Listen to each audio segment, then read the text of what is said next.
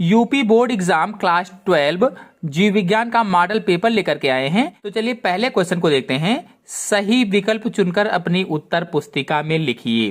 पहला है निभाग पाया जाता है परागकण में, बीजांड में, भ्रूणपोष में, उपयुक्त में से सभी में।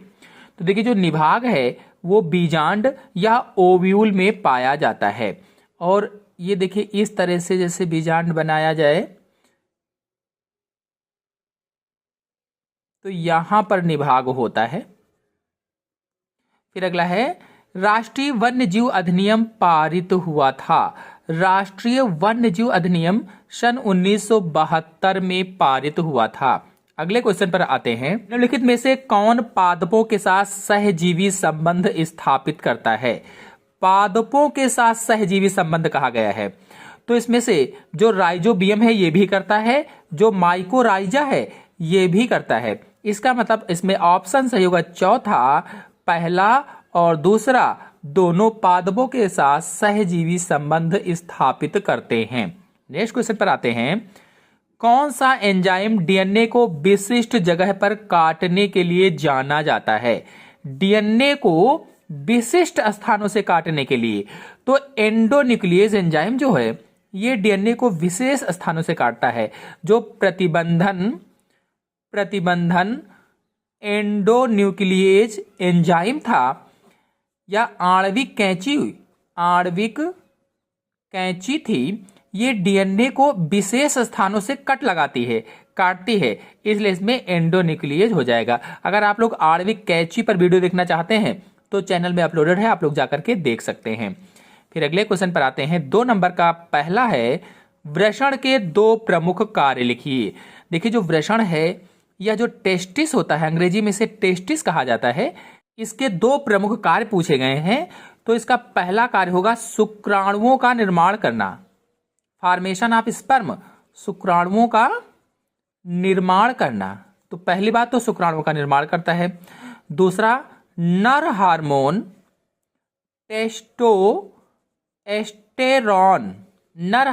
टेस्टोस्टेरोन का स्रावण करता है। तो 2 कार्य हो जाएंगे, शुक्राणुओं का निर्माण करना और नर हार्मोन टेस्टोस्टेरोन का स्रावण करना।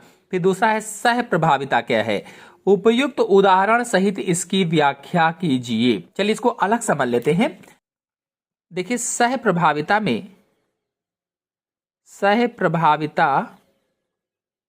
में जैसे एक लाल सांड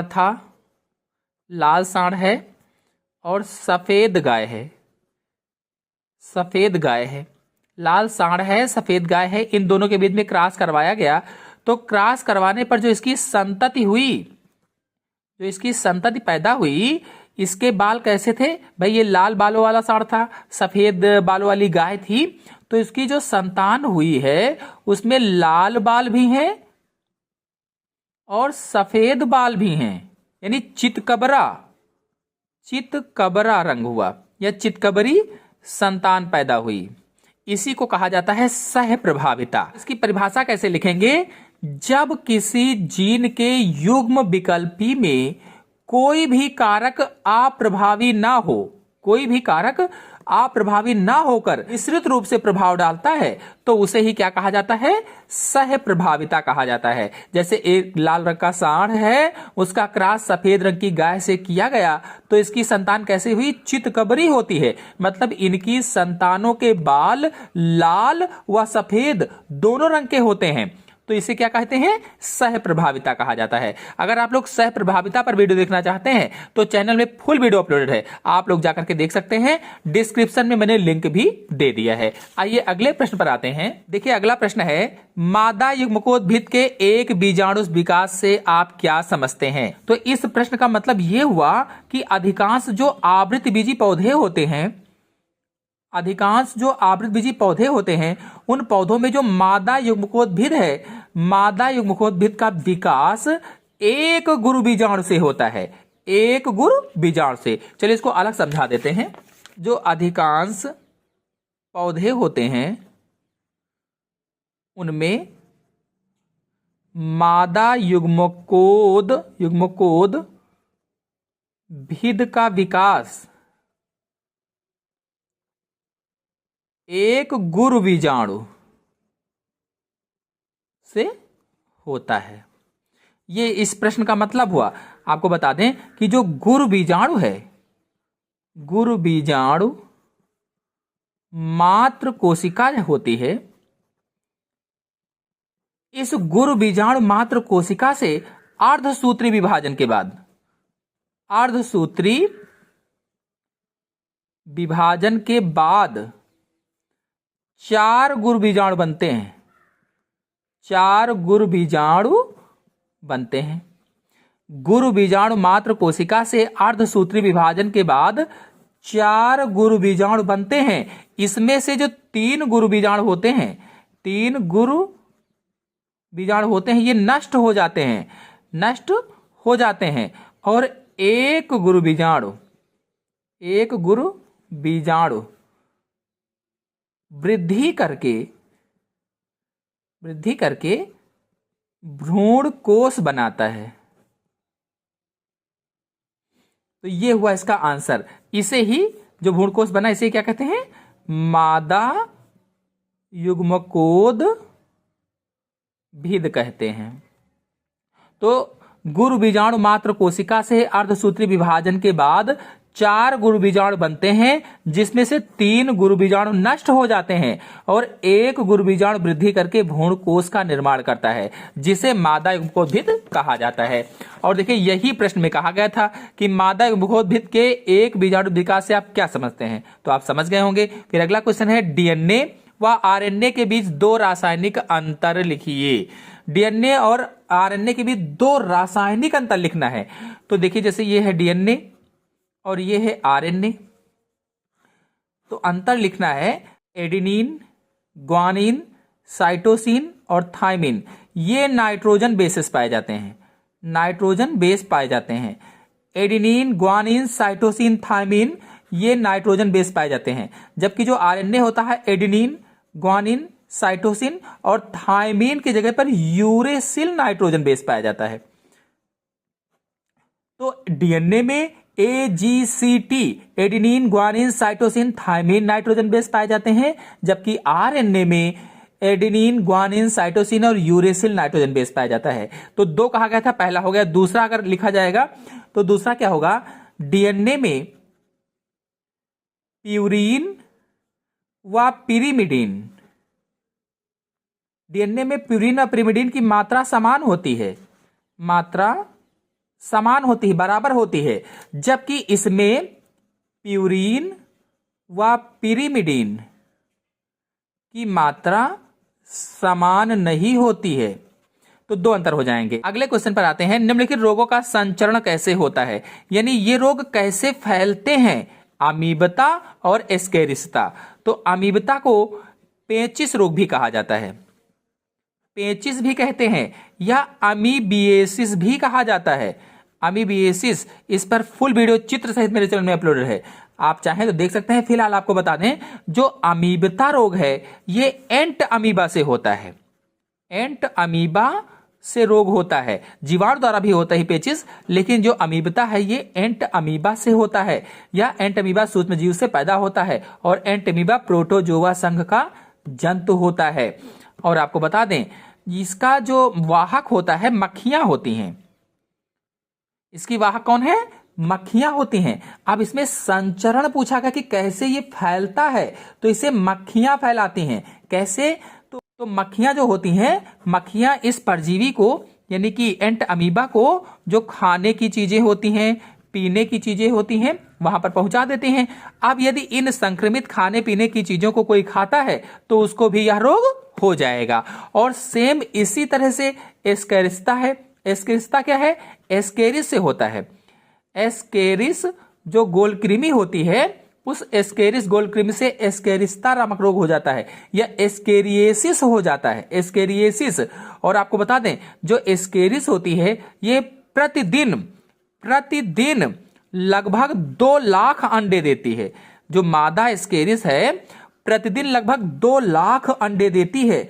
और ये यदि कोई व्यक्ति संक्रमित है तो संक्रमित व्यक्ति के मल के साथ ये अंडे निकलते हैं, मल से अंडे बाहर निकलते हैं और फिर ये पीने की चीजों में, खाने की चीजों को संदूषित कर देते हैं या प्रदूषित कर देते हैं। अब यदि पीने और खाने की चीजें संदूषित हैं और उन्हें कोई खाता है तो उसको भी एस्केरिस्ता रोग हो जाएगा। तो इस तरह से अमीबता और एस्केरिस्ता दोनों लगभग एक ही तरह से फैलते हैं, जबकि अमीबता जो है ये एंटमीबा से होता है, एस्केरिस्ता जो एस्केरिस गोलकृमि से होता है। अगले क्वेश्चन पर आते हैं। देखिए 3 नंबर का पहला है, शुक्र जनन प्रक्रिया को दर्शाने वाली मानव शुक्र जनन नलिका की खड़ी काट का स्वच्छ नामांकित चित्र बनाइए। तो देखिए हम आपको जो चित्र दिखा रहे हैं ये शुक्र जनन प्रक्रिया को दर्शाने वाली मानव शुक्र जनक नलिका की खड़ी काट का स्वच्छ चित्र है, नामांकित चित्र है। इस चित्र को आप लोग शॉर्ट ले लीजिए और बना लेंगे। फिर आगे बढ़ते हैं, गर्भ निरोधक क्षमता बढ़ाने में पुरुषों द्वारा अपनाए गए रोध का संक्षेप में वर्णन कीजिए। देखिए कहा गया है गर्भ निरोधक क्षमता को बढ़ाने में, यानी गर्भ ना बने इस चीज को बढ़ाने में पुरुषों द्वारा अपनाए गए रोध का वर्णन करना है। तो सबसे पहले तो वैसेक्टोमी हो जाएगी। वैसेक्टोमी क्या है? पुरुषों की जो नसबंदी होती है इससे गर्भ निरोधक क्षमता बढ़ती है। तो सबसे पहले क्या हो जाएगा? नसबंदी या वैसेक्टोमी, जिसमें शुक्राणु अंडे से नहीं मिल पाएगा क्योंकि जो वैस डिफरेंशिया होती है उनको काट दिया जाता है दोनों तरफ से। तो वैसेक्टोमी। और दूसरा क्या हो जाएगा? निरोध का प्रयोग करके भी क्या किया जा सकता है? गर्भ निरोधक क्षमता को बढ़ाया जा सकता है, यानी कंडोम का प्रयोग करके भी गर्भ निरोधक क्षमता को बढ़ाया जा सकता है। तो ये 2 विधियां आप बता सकते हैं डिटेल में। फिर अगला है, मानव जीनोम परियोजना का संक्षिप्त वर्णन कीजिए। मानव जीनोम परियोजना का वर्णन करना है। देखिए ये जो मानव जीनोम परियोजना है इसका मुख्य उद्देश्य मनुष्य के जीनोम का संगठन, संरचना तथा कार्य का विस्तृत ज्ञान प्राप्त करना है। मनुष्य के जीन का या जीनोम का संगठन कैसा है, उसकी संरचना कैसी है, वो कैसे कार्य करता है, इस चीज का विस्तृत ज्ञान प्राप्त करना है। 3 बिलियन बेस पेयर का क्रम भी निर्धारित करना है। 3 बिलियन बेस पेयर का क्रम भी निर्धारित करना है या सीक्वेंस भी निर्धारित करना है, मतलब डीएनए मैपिंग करना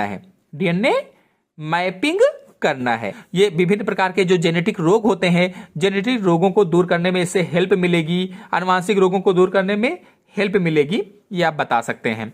फिर देखिए अगला क्वेश्चन है, पीले बीज वाले लंबे पौधों capital T small T capital Y small Y का संकरण हरे बीज वाले लंबे पौधों कैपिटल टी स्मॉल टी और स्मॉल वाई से करने पर निम्नलिखित फेनोटाइप संततियों की किस अनुपात में आशा की जा सकती है? तो देखिए प्रश्न में कहा गया था कि लंबे पौधे और पीले बीज, तो लंबे पौधे और पीले बीज को कैपिटल टी कैपिटल वाई से लिखा गया है। फिर लंबे पौधे और हरे बीज तो कैपिटल टी और स्मॉल वाई लिखा गया है। ये पेरेंटियल पीढ़ी हो जाएगी या P1 पीढ़ी हो जाएगी। अब देखिए अगर इनके गैमीट्स को निकाला जाएगा तो गैमीट्स को निकालने में इसमें इतने सारे गैमीट्स आएंगे, आप हल करके अलग देख लेना। Capital T capital T small T capital Y और स्मॉल वाई। अब इसका गैमेट निकालेंगे तो इसमें 2 ही गैमेट्स निकलेंगे, कैपिटल टी स्मॉल वाई। अब देखिए पुनेट स्क्वायर बना लेंगे। अगर आप लोग पुनेट स्क्वायर बनाना नहीं जानते हैं तो मेरे चैनल में वीडियो अपलोडेड है, आप लोग जाकर के वहां से देख सकते हैं, बनाना सीख सकते हैं। मैंने बहुत ही आसान भाषा में समझाया हुआ है। अब देखिए इधर लिखेंगे, किसी एक को आप मेल मान लीजिए, किसी दूसरे को फीमेल मान लीजिए। तो कैपिटल टी स्मॉल वाई और स्मॉल वाई यहां लिखेंगे और ये वाले जितने भी गैमेट्स हैं इधर लिख लेंगे। फिर देखिए इसको यहां से यहां इस तरह से लिखेंगे, फिर इसको और इसको यहां से लिखेंगे, इसी तरह से ये सारे भर देंगे यहां कॉलम। अब देखिए प्रश्न में पूछा गया था कि लंबे और हरे, बौने और हरे, इनका अनुपात क्या है? यही तो कहा था, फिनोटाइप संततियों की किस अनुपात में आशा की जा सकती है, और कौन से? लंबे हरे और बौने हरे। तो देखिए लंबे हरे पहले देख लेते हैं। एक तो हुआ ये लंबा हरा, दूसरा हुआ ये लंबा हरा, ये 2 लंबे हरे हो गए, और कहीं लंबा हरा, ये हो गया लंबा हरा, बाकी कहीं लंबे हरे नहीं। तो 3 लंबे हरे और बौने हरे फिर कहा गया था, तो बौना हरा 1 है, इसलिए 3:1 का अनुपात होगा, क्योंकि लंबे हरे 3 और बौने हरे 1 है, इसलिए अनुपात क्या हुआ? 3:1 का अनुपात होगा। तो इस तरह से इस क्वेश्चन को आप हल कर सकते हैं। फिर अगले क्वेश्चन पर आते हैं। देखिए हम वीडियो बनाते चले गए, इसके बाद हम समझा रहे थे और वीडियो ऑफ हो गया था, तो फिर से ले रहे हैं। अब यहां तक क्वेश्चन हो गए थे। जैव उर्वरक क्या है? किन्हीं दो जीवाणुओं के नाम लिखिए जो मृदा व वायुमंडलीय नाइट्रोजन स्थिर करते हैं या नाइट्रोजन का स्थिरीकरण करते हैं। तो कि जैव उर्वरक क्या होते हैं? तो मैंने समझाया कि मृदा की उर्वरता बढ़ाने वाले सूक्ष्म जीवों को ही जैव उर्वरक कहा जाता है। ऐसे सूक्ष्म जीव जो मृदा की उर्वरता को बढ़ाते हैं उसे ही जैव उर्वरक कहा जाता है। किन्हीं दो जीवाणुओं के नाम लिखिए जो मृदा में वायुमंडलीय नाइट्रोजन करते हैं या नाइट्रोजन का स्थिरीकरण करते हैं। तो राइजोबियम है, एजोटोबैक्टर है और इसी तरह से क्लास्ट्रीडियम है। ये सभी क्या करते हैं? मृदा में नाइट्रोजन का स्थिरीकरण करते हैं। राइजोबियम, एजोटोबैक्टर और क्लास्ट्रीडियम। फिर अगला क्वेश्चन है विपुंसन से क्या तात्पर्य है? एक पादप प्रजनक कब और क्यों इस तकनीक का प्रयोग करता है? देखिए विपुंसन क्या होता है? जब पुष्प से पुंकेसरों को काट कर निकाल दिया जाए, अलग कर दिया जाए। जितने भी पुंकेसर थे उन सभी पुंकेसरों को पुष्प से निकाल दिया जाए, काट दिया जाए या पुमंग को हटा दिया जाए तो उसे ही विपुंसन कहा जाता है। और एक पादप प्रजनक कब और क्यों इस तकनीक का प्रयोग करता है? तो व्यापारिक रूप से उन्नत किस्म की प्रजातियों के पौधों को प्राप्त करने के लिए पादप प्रजनक इनका उपयोग करता है। उन्नत किस्म की प्रजातियों को जब वो प्राप्त करना चाहता है तब इस तकनीक का प्रयोग करता है, यानी कृत्रिम परागण का प्रयोग करता है या आर्टिफिशियल इंसेमिनेशन का प्रयोग करता है। क्योंकि इनको काट देगा, निकाल देगा, फिर इसके ऊपर कृत्रिम परागण करके डालेगा तो अधिक अच्छी प्रजातियों को पैदा कर सकेगा। फिर अगला है निम्नलिखित शब्दों को उपयुक्त उदाहरण सहित समझाइए। संकर ओज, अपूर्ण प्रभाविता। दो चीजों को समझाना है। देखिए जो संकर ओज है, जैसे दो भिन्न जातियां हैं, कोई दो भिन्न जातियों का क्रॉस करवाया गया और क्रॉस करवाने पर इनकी जो संतान हुई वो संतान अधिक ओज वाली हुई, अधिक ओज वाली संतान उत्पन्न होती है तो उसे ही संकर ओज कहा जाता है। भाई मतलब ये हुआ कि जैसे माता पिता हैं, संतान उनकी पैदा हुई तो वो जो संतान पैदा हुई है माता पिता की नस्ल से और अधिक अच्छी है तो उसे ही संकर ओज कहा जाता है, संकर ओज। फिर है अपूर्ण प्रभाविता क्या है? तो अपूर्ण प्रभाविता, आइए अलग इसको समझा देते हैं। देखिए अपूर्ण प्रभाविता में कार्ल कोरेंस जो थे इन्होंने लाल फूल लिए थे और सफेद फूल लिए थे। ये लाल फूल थे और ये सफेद फूल थे, दोनों के बीच में क्रॉस करवाया था। तो क्रॉस करवाने पर इन्हें गुलाबी फूल प्राप्त हुए थे, गुलाबी फूल प्राप्त हुए थे। और इसके बाद इन्होंने फिर इसमें स्वपरागण कराया और स्वपरागण कराने पर इनको यहां पर लाल फूल प्राप्त हुए, यहां पर गुलाबी फूल प्राप्त हुए, गुलाबी, और यहां पर फिर से सफेद फूल प्राप्त हुए थे। मतलब ये हुआ कि जब F1 संकर जीवों का फिनोटाइप, F1 संकर जीनों का फिनोटाइप दोनों जनकों से नहीं मिलता है तो उसे ही क्या कहा जाता है? अपूर्ण प्रभाविता कहा जाता है।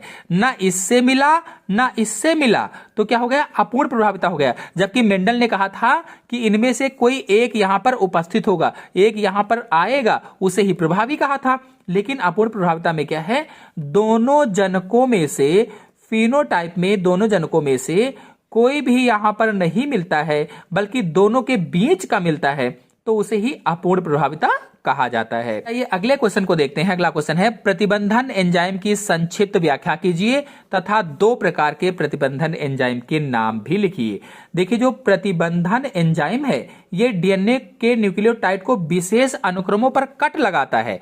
जो डीएनए होता है, डीएनए के न्यूक्लियोटाइडों को विशेष जगहों पर कट लगाता है। तो प्रतिबंधन एंजाइम विशेष जगहों से डीएनए को काटता है या तोड़ता है। और उदाहरण अगर पूछा जाए तो ई कोराई लिख दीजिए, हिंद थर्ड लिख दीजिए, ये सब इसके उदाहरण हो जाएंगे। फिर अगला है पुनर्योगज डीएनए तकनीक क्या है? इस तकनीक द्वारा इंसुलिन का उत्पादन विधि का वर्णन कीजिए। देखिए इस पर मेरे चैनल में वीडियो अपलोडेड है, डिस्क्रिप्शन में मैंने लिंक दे दिया है, आप उस लिंक पर क्लिक करके वीडियो को अच्छी तरह से देख सकते हैं। फिर अगला क्वेश्चन है पारजीनी जंतु क्या है या ट्रांसजेनिक जंतु क्या है? इनका उत्पादन क्यों किया जाता है?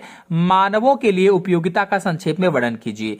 तो देखिए इस पर भी फुल वीडियो चित्र सहित अच्छी सरल भाषा में समझाया गया है। डिस्क्रिप्शन में लिंक है, आप लोग उस लिंक पर क्लिक करके इस वीडियो को देख सकते हैं। फिर नेक्स्ट है उपयुक्त चित्र की सहायता से लॉजिस्टिक समष्टि वृद्धि का वर्णन कीजिए। तो इस पर भी चैनल वीडियो अपलोडेड है, डिस्क्रिप्शन में लिंक है, आप लोग जाकर के उसको समझिए, देखिए। नेक्स्ट है अंडाणु जनन से आप क्या समझते हैं, सचित्र वर्णन कीजिए।